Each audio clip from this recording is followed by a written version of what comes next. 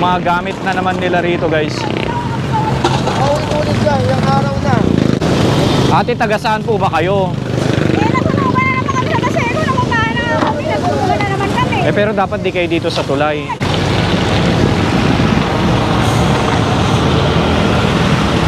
Thank you ka-YouTubero. O you're subscribed to ka-YouTubero.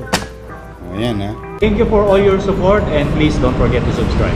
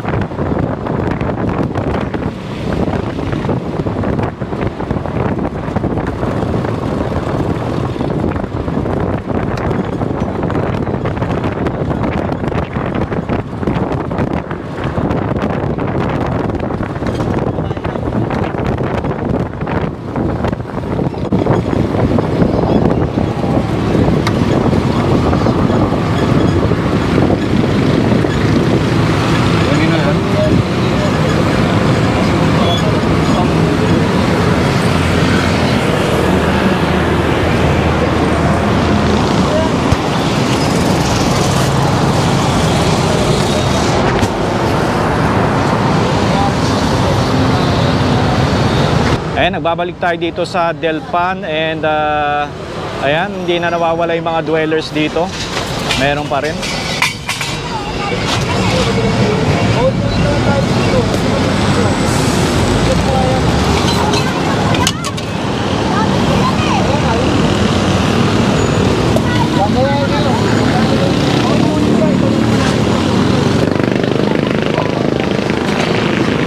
Yung mga gamit na naman nila rito, guys. Ulit dyan, yung araw na. Hindi nga pwede rito. Di ba sinabihan ka na? Ilang beses na.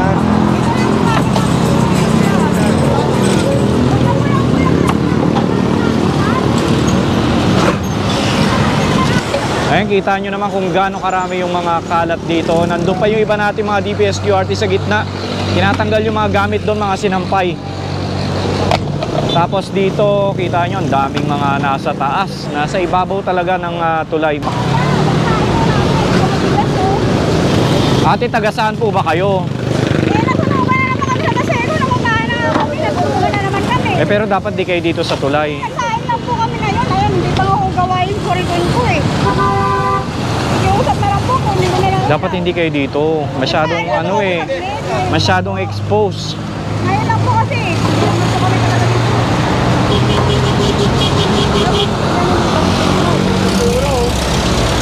Okay, so lahat ito guys, tanggal ito mga nandito sa ibabaw ng tulay.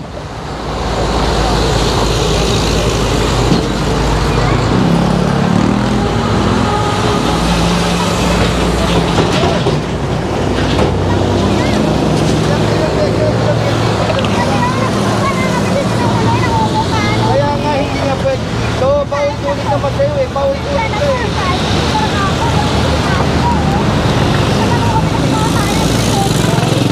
Ayan, taga-Baseco daw si ate, kaya daw siya nandito sa ibabaw. Ay dahil nagluluto daw siya. Nagluluto ka kasi. Kaya ka nandito sa ibabaw. Eh bawal po magluto dito ah. Ngayon lang po kasi nililinis. Tingnan nyo, ang dumi oh. Maitim na. Ayun guys, tawid tayo sa kabila.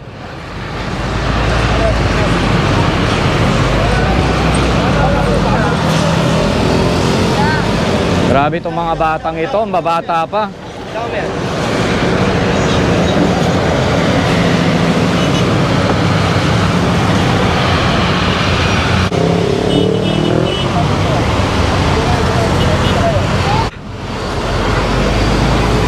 Ilan taong ka na?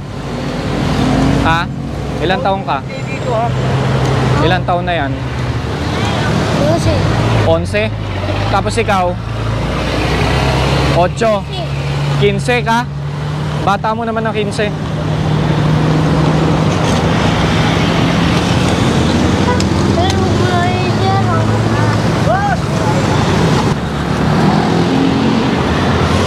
Grabe, ang babata nito mga ano dito, mga dwellers.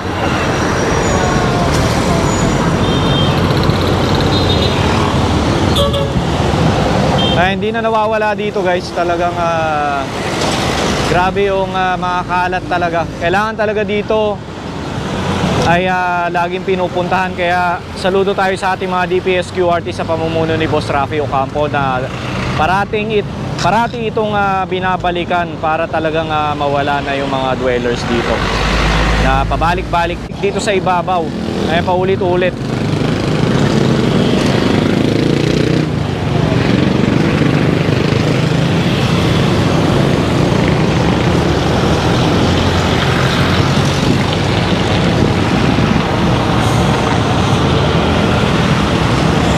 Ayan, sakay na lahat sa truck guys, lahat yung mga gamit nila.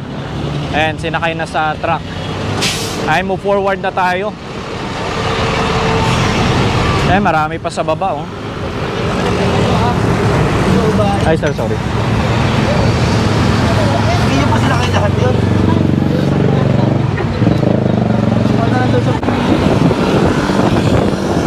Okay mga Jewel, so diretso tayo ng Moriones. Wala pa alis na yun.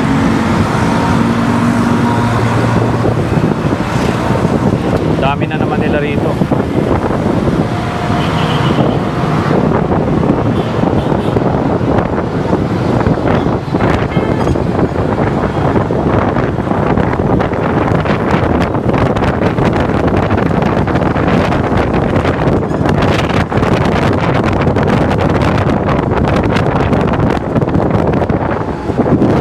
So again, no, kailangan lang talaga is lagi silang binabalik-balikan. Kasi alam nyo naman, doon kasi walang sumisita sa kanila talaga dati. Kaya lumaki na sila, yung iba doon na tumanda, walang naninita sa kanila. Kaya nasanay na sila doon. Kaya ngayon, hirap ngayon ang ating gobyerno dito sa Maynila.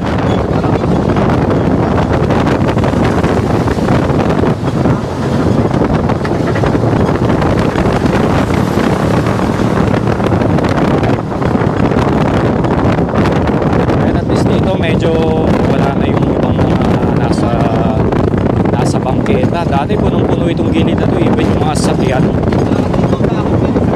Oo nga sir, pero at least kahit paano wala na yung nabawas-bawasan kahit paano. Nasanay din sila.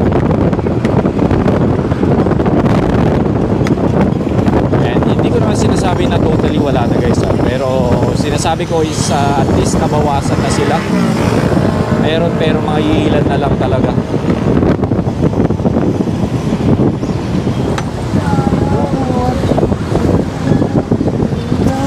Okay, so nandito na tayo sa Moriones. Ayan, balik tayo dito. Okay, so balik tayo dito sa Moriones. Sama pa rin natin ang ating mga DPS QRT sa pamumuno ni Boss Rafi Ocampo. Ayan again, no, kailangan talagang balik-balikan ang mga lugar na na-clearing na dahil may mga tao pa rin talaga na makukulit na bumabalik. Ayan, tapos dito may manok pa sa gitna.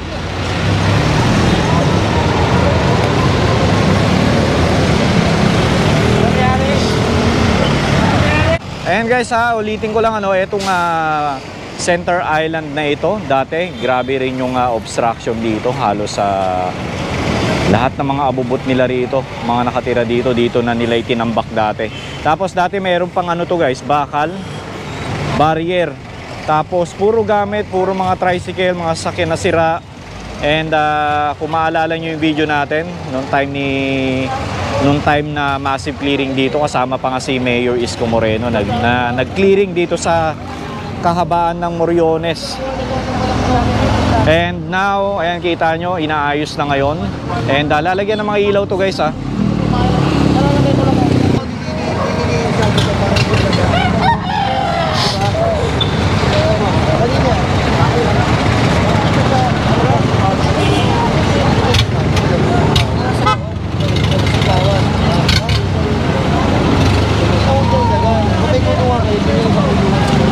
Ayan yung mga ano na yun guys, yung mga manok. Kapag yun nakuha ng mga DPS QRT, dinadala yun sa Manila Zoo.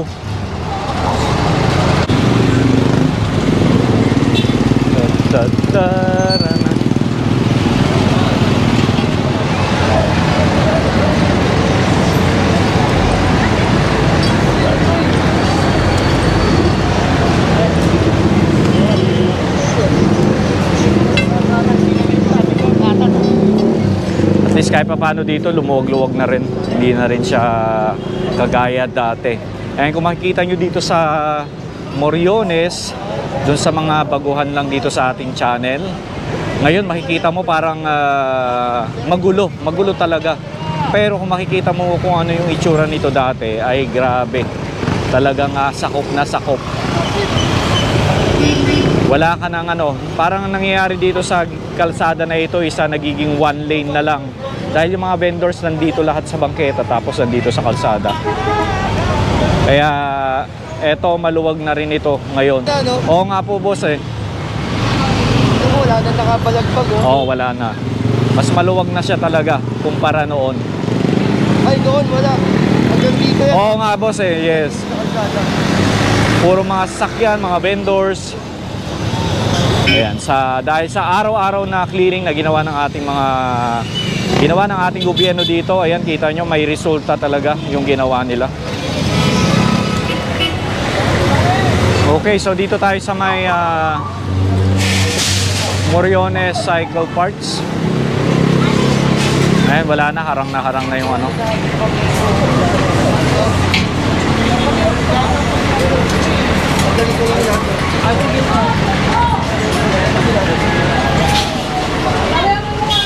Ayan, kasi dito sa may pwesto nila, harapan nila, sakop na sakop guys oh.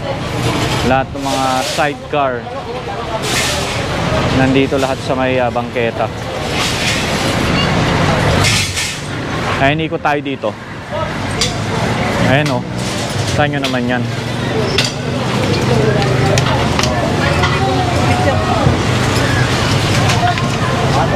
Wala na.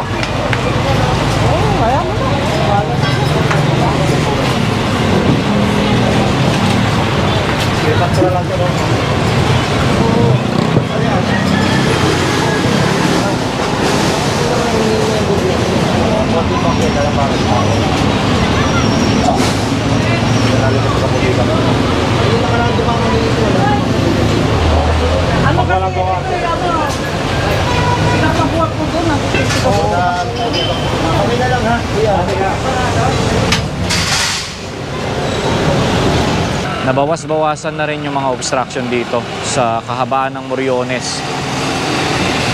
And kung hindi tricycle, motor, kotse,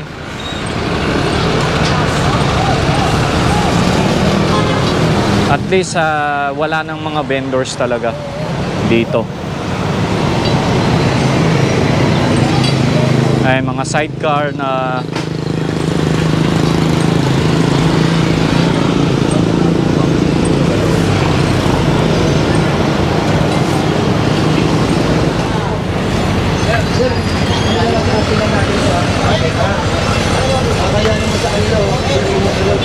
ayan, pinapatabi ni Boss Rafi yung mga tools na nasa ano. Ayan, nag-aayos pala sila rito ng mga motor. Ayan, pinapatabi na lang ni Boss Rafi.